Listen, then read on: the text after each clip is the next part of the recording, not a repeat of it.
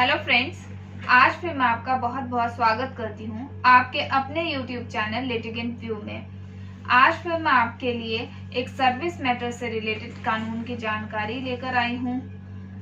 Friends, ज़्यादातर आपने देखा होगा कि जो भी ऑर्गेनाइजेशंस हैं वो डिफरेंट तरीके से अपने एम्प्लॉयज़ का शोषण करती हैं, चाहे वह परमानेंट वालों से ज़्यादा काम करा के हो या किसी और तरीके से। मोस्ट कॉमन होता है कि कंपनी यह देखती है कि कौन सा एम्प्लॉय ज़्यादा लंबे समय से काम कर रहा है, उसको रिप्लेस करती है अनदर कॉन्ट्रेक्चुअल एम्प्लॉय से, अनदर टेम्परेरी एम्प्लॉय से।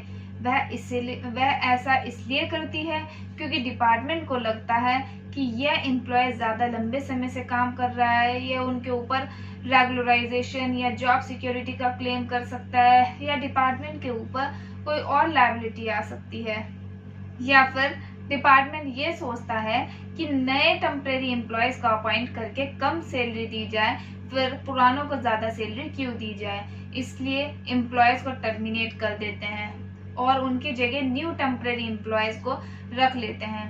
एम्प्लॉयज़ जो लंबे समय से एक ऑर्गेनाइजेशन में काम कर रहा है उसको टर्मिनेट कर दिया जाए, उसके लिए मुश्किलें कितनी ज़्यादा बढ़ जाती है, फाइनेंशियली भी बढ़ती हैं और दूसरी न्यू जॉब को लेकर भी काफ़ी प्रॉब्लम्स आती हैं। कभी एज ज़्यादा हो जाती है, कभी जॉब नहीं मिलती है।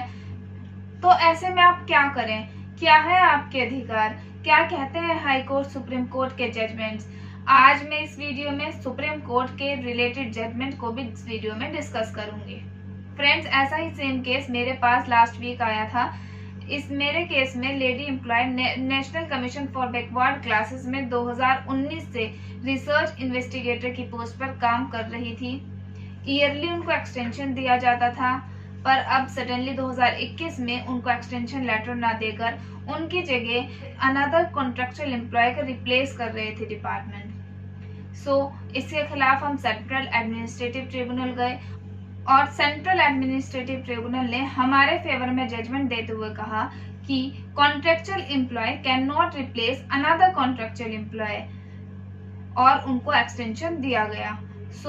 इसके बाद मुझे लगा कि एक वीडियो इस पर बनानी चाहिए ताकि आपके साथ भी अगर ऐसा होता है आप भी अपने अधिकार के लिए लड़ सकें।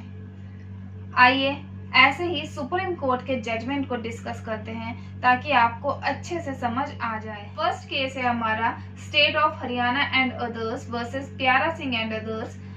Honorable Supreme Court held that a temporary employee should not be terminated by another set of temporary employee. He must be replaced only by regular selected employee. इस केस में सुप्रीम कोर्ट ने यही हेल्ड किया, temporary employ को उसी के बदले दूसरे टेम्परेरी एम्प्लॉय से रिप्लेस नहीं करना चाहिए, उसको टर्मिनेट करके दूसरे सेलेक्टेड टेम्परेरी एम्प्लॉय को ही सेलेक्ट नहीं करना चाहिए। टेम्परेरी एम्प्लॉय को अगर आप रिप्लेस कर रहे हैं तो अनदर और सिर्फ रेगुलर सेलेक्टेड एम्प्लॉय से ही आप रिप्लेस कर सकते हैं। टेम्परेरी एम्प्लॉय को टेम्परेरी एम्प्लॉय से ही आप रिप्लेस नहीं कर सकते, नहीं किया जाना चाहिए।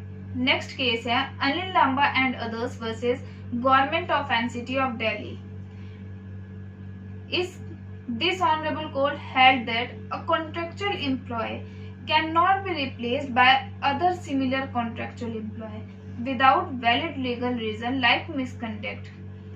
अनिल लांबा के जजमेंट में भी यही कहा सुप्रीम कोर्ट ने कि कॉन्ट्रेक्चुअल एम्प्लॉय को उसी के सिमिलर कॉन्ट्रेक्चुअल एम्प्लॉय से रिप्लेस नहीं कर सकते, सिर्फ सिवाय वैलिड रीजन के, जैसे मिसकंडक्ट जैसे वैलिड रीजन जब तक ना हो तब तक आप कॉन्ट्रेक्चुअल एम्प्लॉय को कॉन्ट्रेक्चुअल एम्प्लॉय से रिप्लेस नहीं कर सकते हैं। ये दो जजमेंट बहुत ही फेमस जजमेंट है।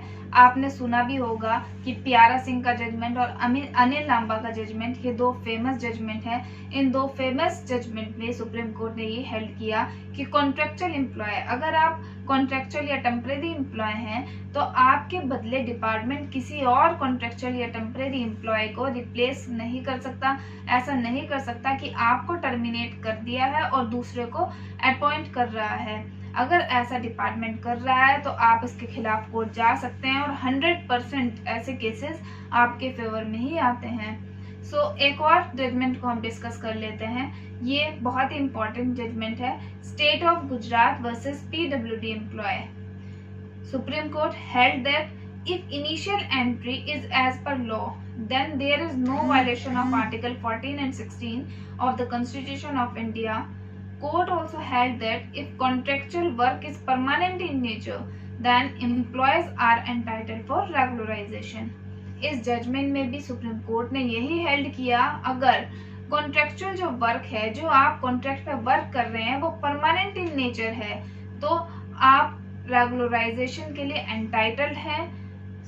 आप रेगुलराइजेशन का क्लेम कर सकते हैं। और फ्रेंड्स, अगर आपको भी रिप्लेस किया जा रहा है आपके जैसे सिमिलर टेम्पररी एम्प्लॉय से, तो देर मत कीजिए, टर्मिनेशन से पहले ही ट्रिब्यूनल या हाई कोर्ट, जैसे कि मैंने आपको जजमेंट बताए हैं, इनको अपने केस में यूज करते हुए ऑर्डर ले आइए।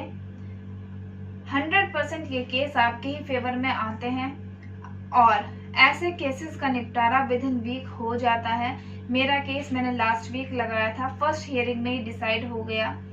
अंत में मैं आपसे यही कहना चाहूंगी कि जब आपने इतने साल अपनी ईमानदारी से, इतनी मेहनत से अपना 100% देते हुए काम किया है, फिर भी आपका डिपार्टमेंट आपको निकाल रहा है, आपके साथ इतना गलत कर रहा है, तो घबराए नहीं, अपने हक के लिए जरूर लड़िए।